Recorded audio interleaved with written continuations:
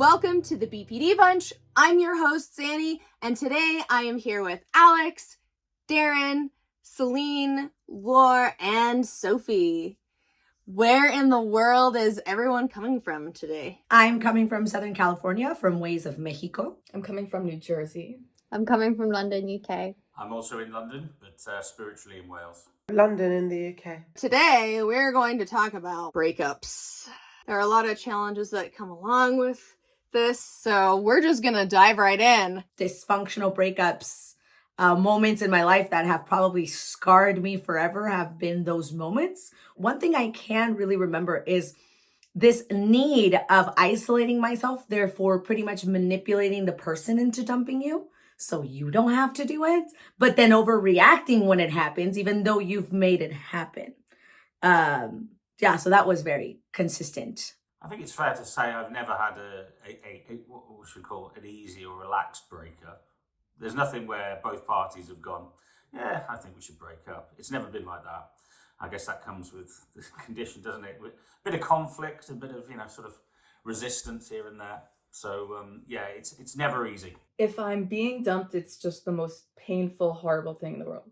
And if I want to dump someone, it's like kind of similar to what you were saying, Laura. You want them to break up with you so it's easier. For me, it comes from this place that I don't want to hurt them, first of all.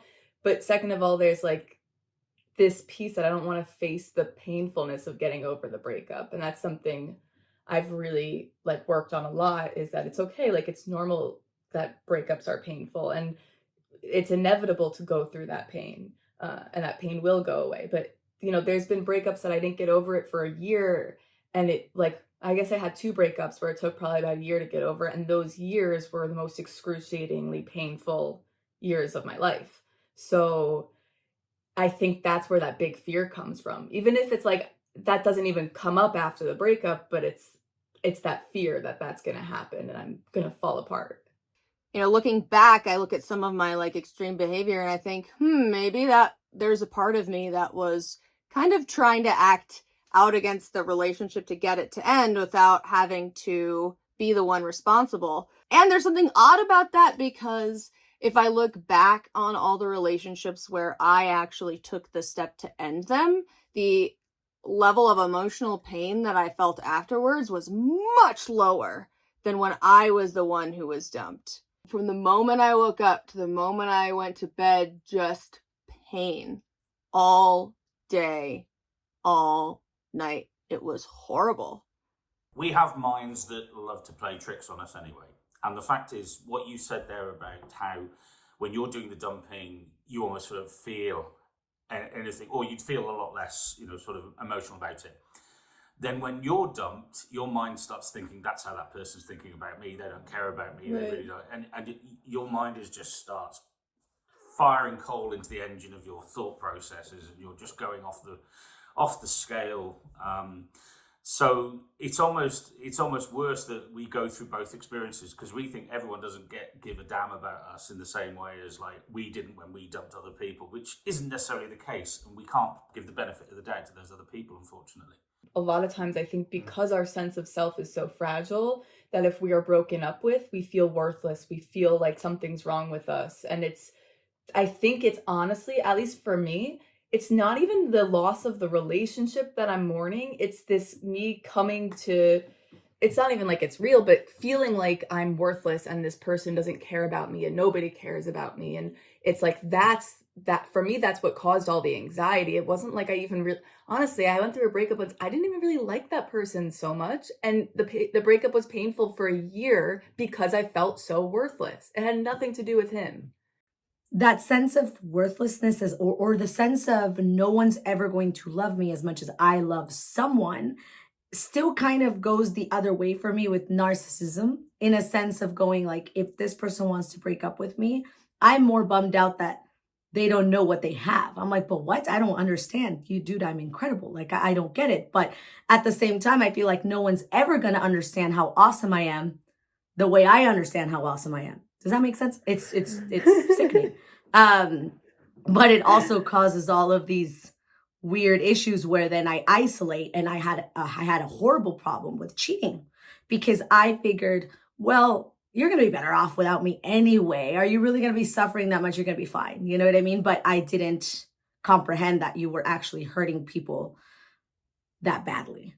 I know of a lot of people, like, and obviously you were one where that was an issue, but for me, it was like the exact opposite. Like, I am a serial monogamist. I broke up with someone once when I started having feelings for someone else, even though I hadn't acted on it, that person was not even an option. I broke up with my boyfriend at the time because I was like, I can't even be in this relationship if I have feelings for someone else. I think it plays into the key symptom of fear of abandonment, right? And for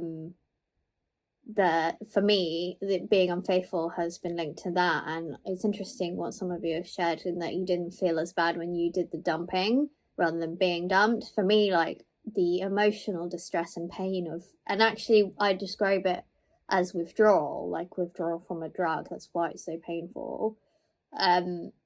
Is the same when I'm doing the dumping to when I'm being dumped, because when I'm doing the dumping, I let myself stay because the fear of abandonment and the fear of hurting the other person, until I then develop feelings for someone else. I'm unfaithful, and then I'm racked with so much guilt that I know it's so wrong, and then I'm forced to break up with that person because I've done something really bad.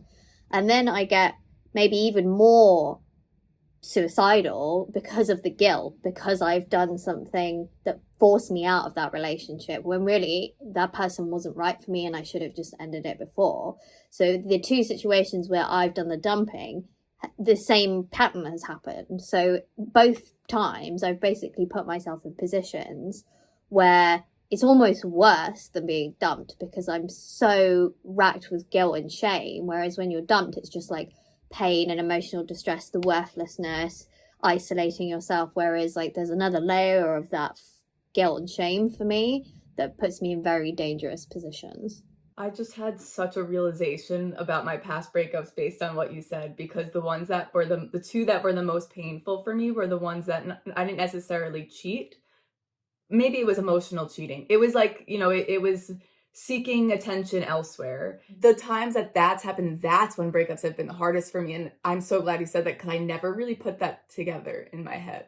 So maybe that was the reason why it was so painful for me too. So it's interesting, because I would say that obviously my diagnosis is later, but I can see now, as you say, when people talking about it, you can see the symptoms. So when I was younger and I didn't have the emotional and also intelligent maturity to deal with it, I was so starved of affection and attention that I'd be going out with someone, and if someone else showed me any attention, I would be straight in that direction and become fixated with them, because this person actually likes me, they care about me, they're actually showing interest in me. And I'd almost like be a puppy, sort of running around, sort of like chasing it out, sort of, if you show me attention. But then as I became more comfortable with myself and sort of started to accept things, it became less so. So that it's sort of, as a sort of, you go from teenage relationships where it's sort of less serious, let's say, at that point, but you think it's the end of the world at this moment in time. And then you go on to later years and sort of you start to realize that actually these are the deep and impactful relationships. Thankfully, I started to develop a little bit more maturity around it and didn't start getting my head swung in directions. I would say, like, as a teenager, I was so like in love with love. My partners would like cheat, let's say, and then I would want to still stay with them. But the only way to make it right so that we don't break up would be for me to level the playing field. I would make sure I hit it where it hurts. Like if I was with a woman, I'd make sure I sleep with a man. I was really vindictive. This was up until I was like, 17 or something. But then after that,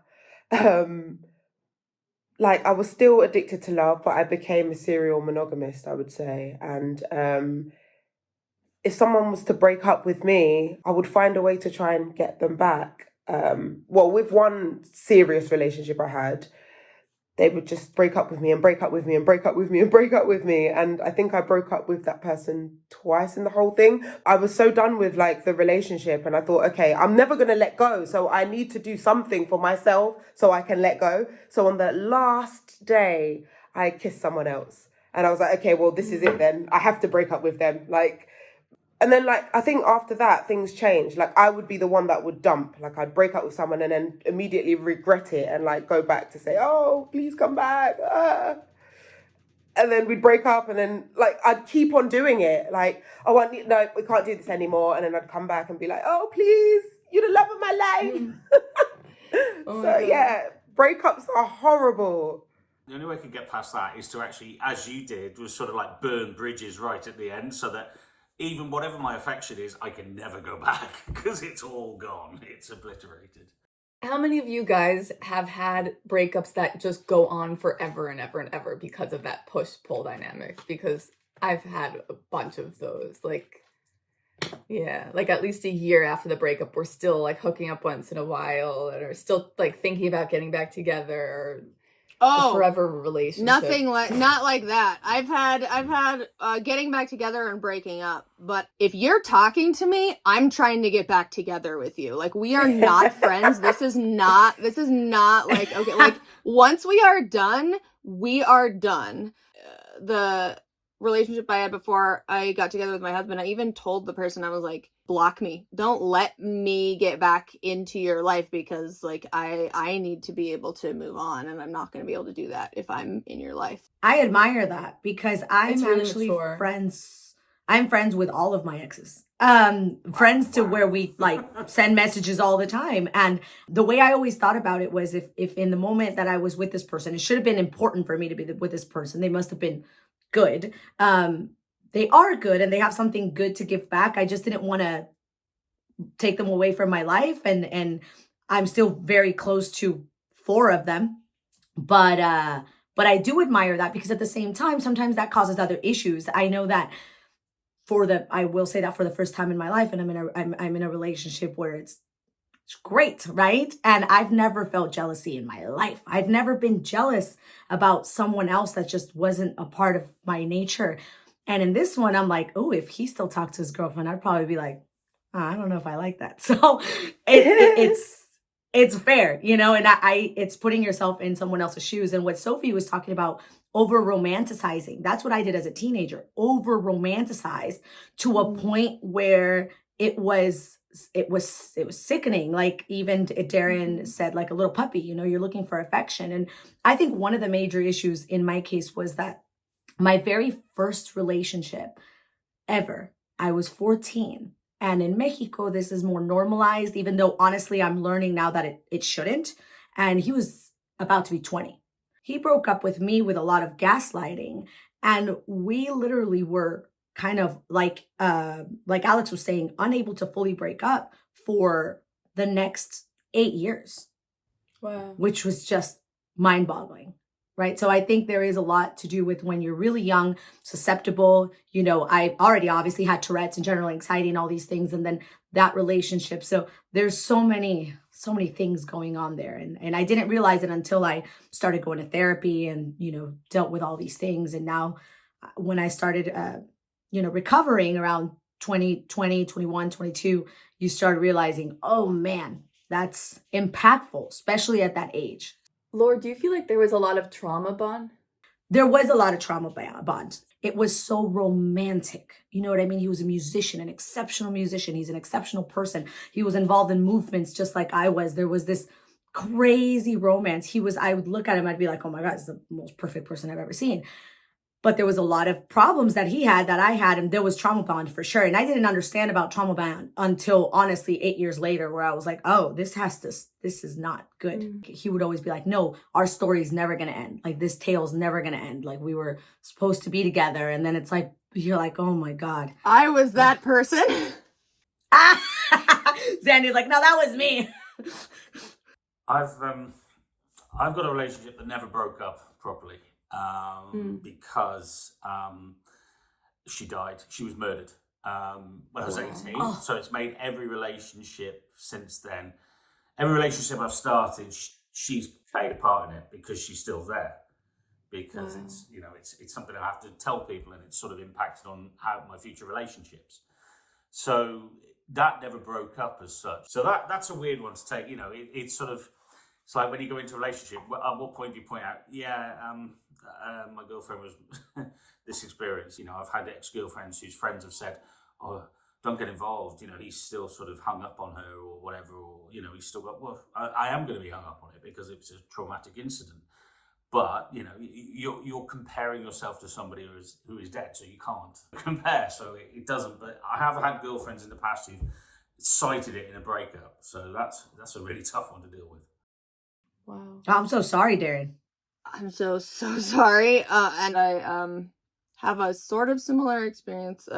I after the like really terrible breakup that like I'm always talking about, I ended up in a facility in Texas where I like made this like best friend person who like I think it wasn't until after he was no longer alive that I realized how I felt about him.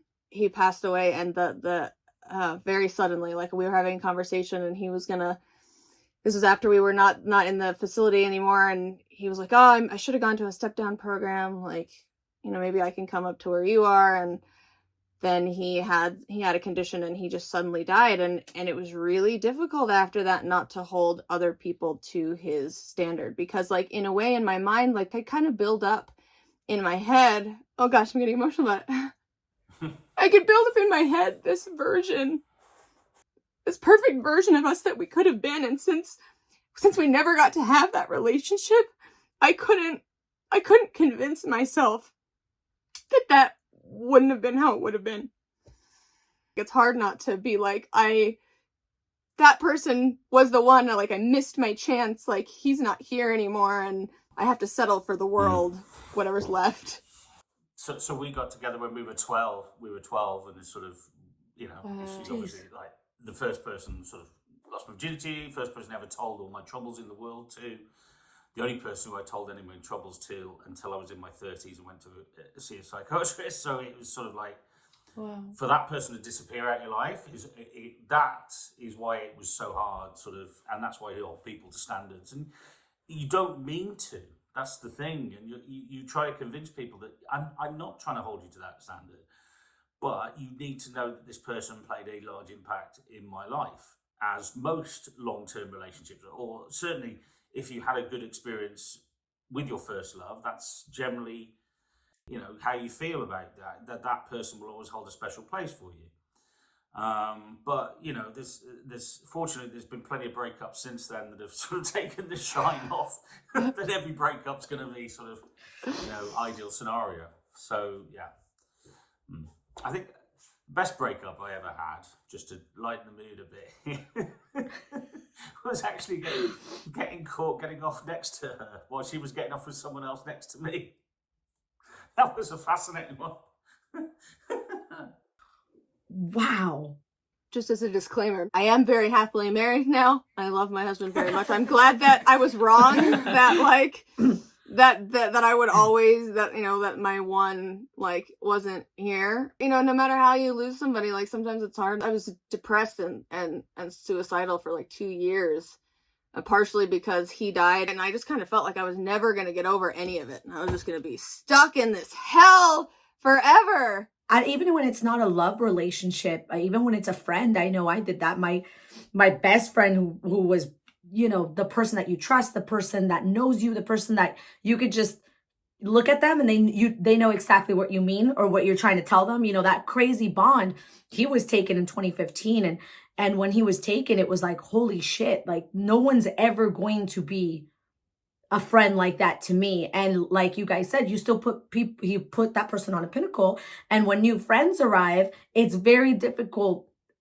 You're like, you guys are never going to be him, and you don't mean to, but it just happens. So whether it's love or not, I think loss is a very traumatic experience, and it's hard to deal with that. Even in through breakups where someone doesn't pass away, it's kind of the same thing. Like when you first go through a breakup, you think that maybe you're never going to find anyone else who does this with you or likes this as much as you like this. And it's like you put it's the grief. It's grief, and there's so much romanticizing in your mind. Even if like the relationship was toxic and not healthy, it's like our minds for some reason just attached to all those good moments, So one of the things I want to ask everybody is, I've seen like online in terms of stereotypes, people will say like, oh, like people with BPD move on so fast. You know, they're Oh gone my and over God. you, right? Oh Like, my Rebounding. like God. I've heard people say that, and it's interesting because like I guess maybe from the outside, if I think about my own behavior, like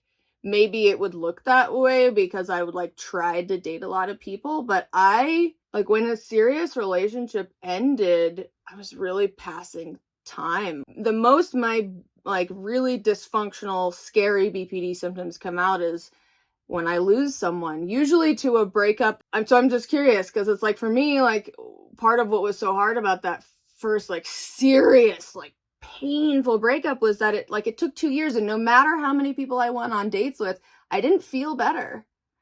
I can really understand that one. You're trying to numb the pain. You're trying to dull the pain a lot of the experience, you know, and depending on your own experiences, for speaking personally, it was because I hated being alone. Absolutely detested being alone. Yeah. And, you know, like ex-girlfriends, if I wanted to get back with them, would say, you just don't want to be on your own. That's the only reason you want to get back together with me. And of course, you're there going, no, that's not the case. That's not the case. When actually, years later, you sort of look back and you think, it's exactly the case. Yeah, it's hard to tell though when you're in the moment, right? Rebounding used to be one of my bad maladaptive coping mechanisms, where I'm learning that I don't need to run into another relationship to grieve and actually be on my own, and that's okay. Oh, that was my biggest problem. This one person who was literally the love of my life, even though the person would be the one that would always break up with me. And then when I'm trying to pick my life up and move on, you don't love me. You go and move on all the time. And I'm like, I don't know how to be by myself. I don't know how to be by myself. I have to fill that void with something else. Don't you understand? You don't want to scare them by saying you would. It's better I'm with someone else because you don't want to see me on my own. You don't want that. You know. Honestly, and like because of that void filling, I would never intentionally date anyone. I would just be like, oh yeah, next best thing. Like if I met you in a club, if I met you wherever I met you, I'm just like, oh, you make me laugh, all right, come on then. And then I'd end up with strays. Yeah. And for ages, and I never know how to leave. I don't know how to leave. So like, even if I say, okay, nope, I don't want to do it anymore, and then later on I'm like, I don't know how to be by myself. Nope, come back. Nope, come. You have to come back. And then we just go through this cycle over and over again. It's so funny that you mentioned strays. You know, you end up in those situations and you go, oh my God, I've known this person for like a week. And now, you know, they're living with me or something like that, you know, and I've been there. And you're so right about dating intentionally. I never did that. And you end up in these Ever. shitty situations. And I talk about that with my partner now all the time. And my partner and I have been friends for 9 years. And I had never dated anyone that I had been a friend for such a long time. And you go, oh, this is so much better, you know, because you know each other for such a long time. There's an intention, there's love, and obviously with a lot of help and recovery and therapy and a lot of tools that I've gathered, you are able to move on to much more mature and healthier relationships. And actually this last year, I had my very first very healthy breakup, and it was a 9-year relationship. And we were engaged at one point, and I had to very calmly tell him, I think you're a great person and I love you as a person, but I don't love you as a partner anymore. And it was so brave of me, because I was like, how do you say that? Like, how do you tell someone you don't love them anymore? It's horrible.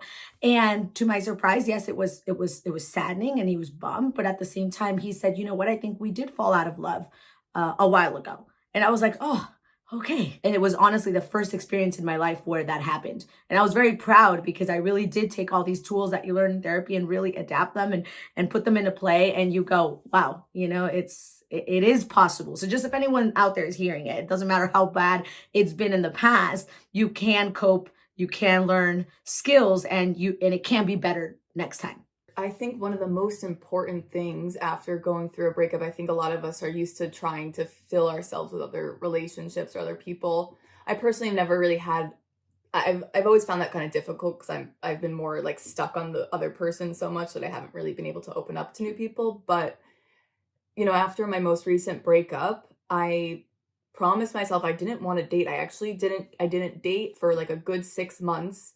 And I just focused on myself and on my work and everything that I enjoy, and just continued to build up my sense of self, because my sense of self was so raveled up in my relationships that I realized I can't, like, I don't have any desire to do that. I don't want to find someone new. I want to find myself. I want to love myself.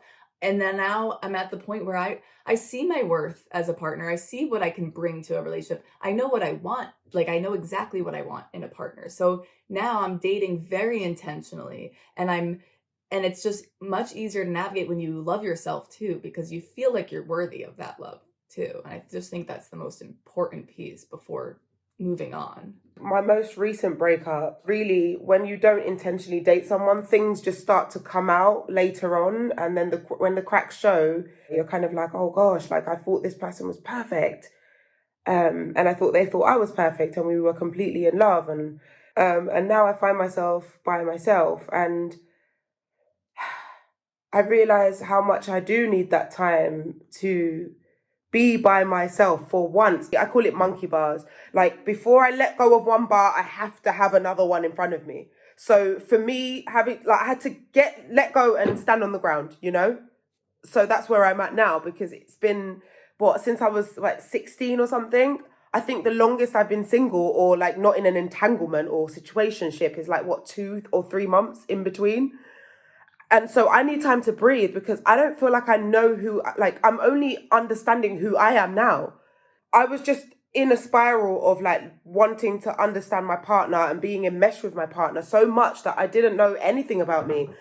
And I think when you feel like that, people, guys, the ones who are watching at home, if you ever feel like you don't know who you are, that's not the time to be dating. Do not get in a relationship with somebody else. That's not going to solve it, and they're not going to show you who you are, or you're not going to find out. You'll just merge yourself, and you'll just prolong yourself becoming a whole person, a whole integrated person.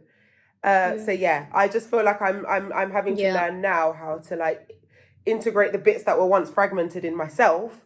Just giving myself like the time. I've been single for like nearly a year, I'm gonna say, and I was so scared to do this thing because I just felt so broken and alone, and like I was gonna die basically by myself. And giving myself that, and surrounding myself with friends who will continuously remind me that a breakup is not the end. You can make it through this life, and use the tools that you've got now. I was kind of like, ooh, is that it? Like, oh, okay, it's not that bad. So yeah, I feel in the strongest place I've ever been. I'm so proud of you. Yeah. I think the biggest key here is the intentionally versus reactionarily, because there is no like set time. And that's one of the things that I always feel like the stuff that you see online where it's like, it sounds like there's like a rule book that people think like that you should follow. Like, or like the whole, don't text someone back until like this number of hours. I'm like, those to me are arbitrary relationship rules that mean nothing. Like it is always about the people involved and what works for that situation. It's context dependent, right? So like, there was a period where, I was single for like 5 years because I just couldn't do it. And between the relationship previous to before my husband, it was like a month. I mean, but when I first met my now husband, I was still heartbroken over that last relationship. But basically what happened was I learned from that relationship something critical that I had been missing, which was that I need to look for someone specific and not just like let my run away with my feelings and follow this idea of someone that I have in my mind, right? Like I need to look for someone. There are certain values that I have that, we need to be compatible. There's a certain type of person that I need in my life. And so when that relationship ended and I was like, oh, I know who I need to find now. I just went out to find that person. I mean, this is after several weeks of locking myself in my bedroom and crying every day and basically just doing whatever I could to not harm myself. And then after that, it was like, I still feel horrible. And I know what I want. And I know that this feeling will fade because it has before. That was the other thing too. It was like, once you've done it once, it's like, at least for me, I was able to convince myself, well, it doesn't make sense that I could get over it once, but I can't do it again. So even though I don't feel like I will ever get over this pain, I know I've done it. So I'm going to do it. I'm going to go find who I'm looking for and do it. And that's what I did. I think it's really funny that you guys are talking about set periods of time, because I'm currently taking 3 months abstinence from dating, and I have set a time because I am really bad at boundarying myself, and I have struggled with this going back to old partners over and over again, thinking that we're destined to be together and not being able to move on and find, like you said, Xannie, the person who I know who is out there, who is for me, who has the same values as me. And I'm, like you said, I'm really related to what you said, Sophie, a lot of it, because I'm in that period, and I took January off actually to really work on this issue, because I'm ready to like find my relationship.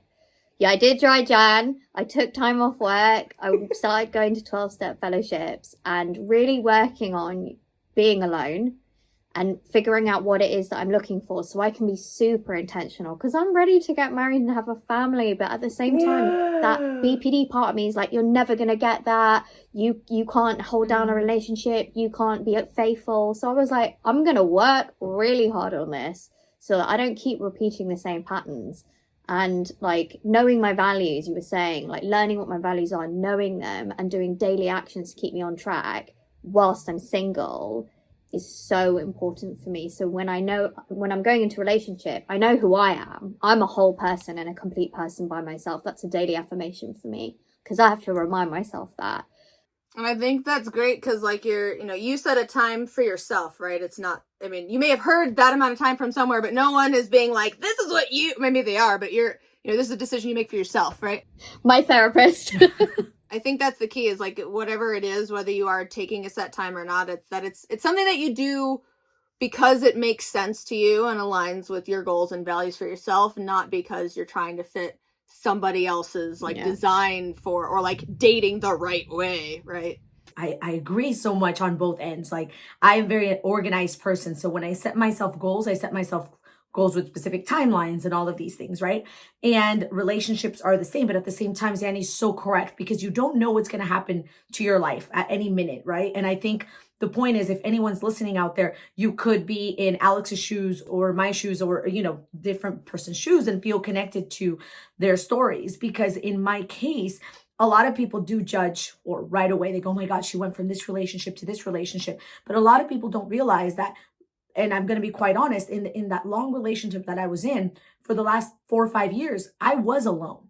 I was very alone. And during that time that I was alone, even though the person was right there, I was working on these things constantly, being like, I know I'm going to have to get out of here, but when I do, I'm going to build all of this. So the point out there is, if you're listening, is every situation is going to be different. If you can set yourself a timeline, great. If it doesn't happen that way, we also have to adapt and be able to, like Xannie said, not because someone says something. Just make sure that you're looking in your life, and absolutely learn to be alone, learn to deal with these situations, but also don't judge, because you never know how alone a person was to begin with in a relationship. It sounds like you built yourself up while you were still in it too, which is really nice. Like also, like it's you still were able to take that time for yourself and figure out what you want.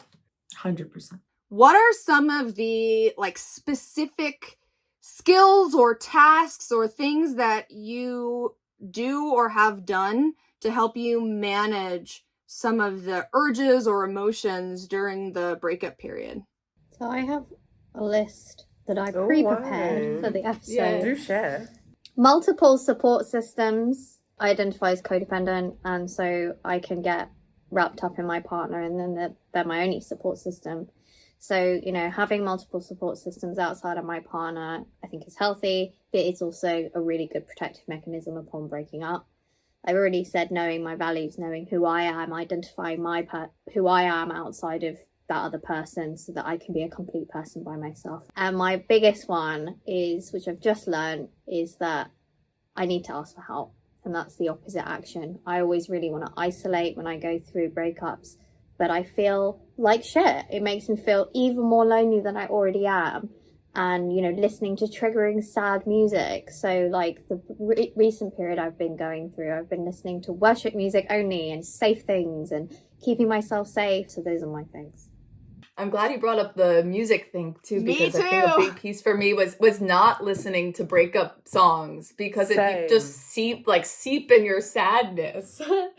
I would listen to the depressing breakup songs, the ones that like make you feel worse, And it's so interesting because I think it was actually when I was like either right before I got married or I was actually married. I went through a period where I started listening to the angry breakup songs or the like I'm better off without you breakup songs that I never listened to before. Yeah. And I kind of had like I think it was like the beginning. Yeah, it was the beginning of the lockdown. I was like sort of stuck here and feeling sort of depressed, which brought up some of the like feelings from the old relationships. And it was almost like I finally let go of some of those people that I'd been holding on to, listening to the like, there's a song by Little Mix, like shout out to my ex, Shout out to my ex. I love that song. I love that song so much Yeah. because it was kind of like, this like, it's like, I don't need you. Like, I'm good where Empowering. I am, Yeah, like the empowering breakup songs. And I wish,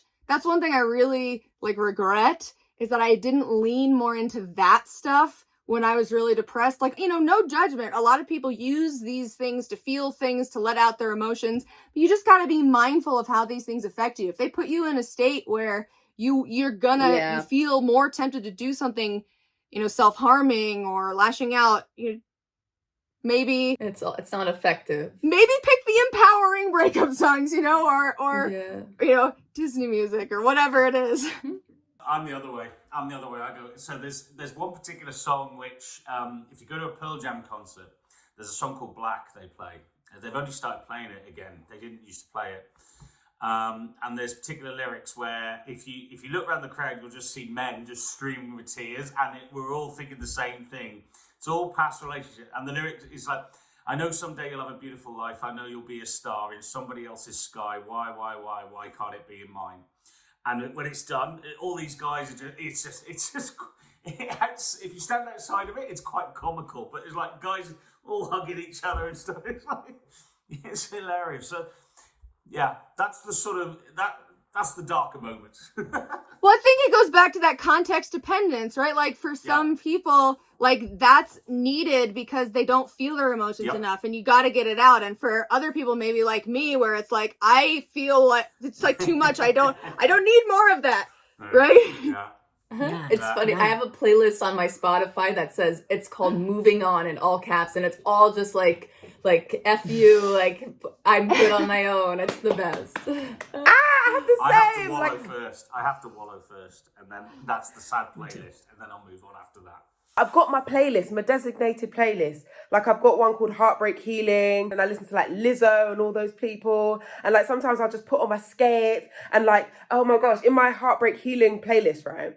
There's this what's it? Is it Gloria Gaynor? I will survive. Oh.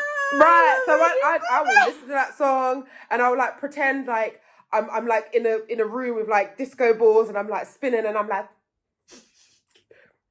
I'm gonna get over this. And like it just helps me, like I feel like a diva, like so I go the other way and I'm like, yes, I'm empowered. I like that. Yeah. I go Darren's way, but I do use the tools that Céline mentioned, multiple support systems. That's one of the number ones in my book because I don't usually do that. Like you said, codependency. When it comes to the other one that you mentioned, asking for help. That was huge on my list because I don't ask for help because I'm a lone wolf and I can do this shit by myself, which is not a good idea. And you don't ask for help. It's a super stupid idea. So I've definitely learned from that. And then there's something that I call emotional creation or catharsis. I've always been obsessed with the word catharsis. So what I do is I do what Darren does. I get really low, but I create something from it. So I've always seen that it's a very good for me to feel that level of sadness, to be able to write really beautiful things or to draw or to paint. So usually whatever that is, I create a catharsis over it and then I create something beautiful. And then when I see it, I have plenty of paintings around my wall. I am reminded that something beautiful happened from something really bad. So those are the kind of three things and ways I cope with it. Can you add journaling to all the stuff that I just said? Journaling, definitely relying on like my friends and family and stuff. And also like eating well and sleeping at a good time, because if there's exactly Self-care. that basic level of functioning, like if you can't achieve that, then everything else just goes to crap. So yeah, that's me.